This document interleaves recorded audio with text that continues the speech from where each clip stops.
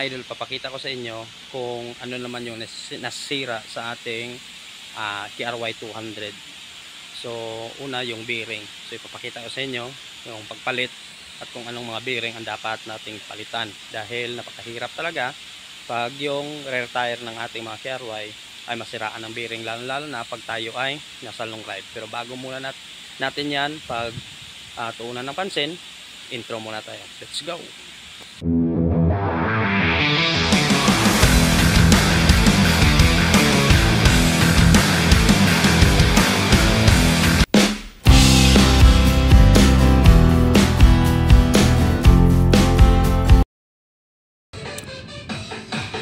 So mga idol, magpapalit po tayo ngayon ng bearing. Yung bearing size nga pala natin is 6905, no? So apat yan kabilaan ng ating rear tire ng ating KRY 200. Yun. Ito yung chief mechanic natin dito. Ito yung tagasira ng motor natin.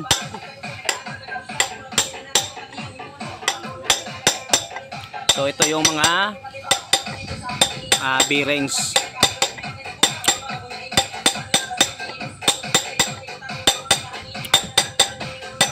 So apat to dito. So sira lahat. Ito. So one thing din pala mga idol na nakita ko, ito ay tumatagas na.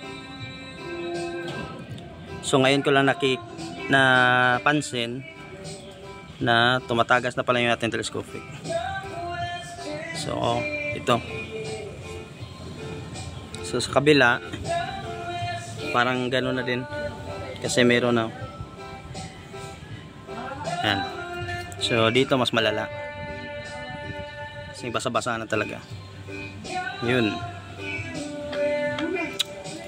So far so good naman siya. Napalitan na ng bearing. So, dalawa 6905, NTN yung brand na made in Japan. So, all goods na to. Medyo marumi lang. Yun. So, yung kadena nilagyan ko na lang ng grasa. Kasi pag oil yung nilagay natin, hindi siya makakapag back and forth from Bacolod to Escalante. Hindi na siya makakabalik papuntang Bacolod. Ano nang tawag doon? Wala nang oil. So kahit madumi siya tingnan, nilagyan ko na lang ng grasa. So yun. Yun po yung mukha ng ating KRY ngayon na walang ligo. So papaliguan natin siya next time. So maraming salamat mga idol. So yun, nakita nyo lahat ng mga pinalitan natin at ang mga iba pang nasira na tulad ng oil seal ng ating mga telescopic. So hindi ko yan namalayan agad kasi hindi ko pa siya natitingnan. So that time lang talaga na natingnan ko siya kasi meron akong inaano sa ilalim, kaya nakita ko siya. So naging aware na ako. So ganun talaga, basta ginagamit yung motor natin, may masisira at masisira talaga yan. So wag mong isipin dahil yung motor mo ay China or whatsoever dyan.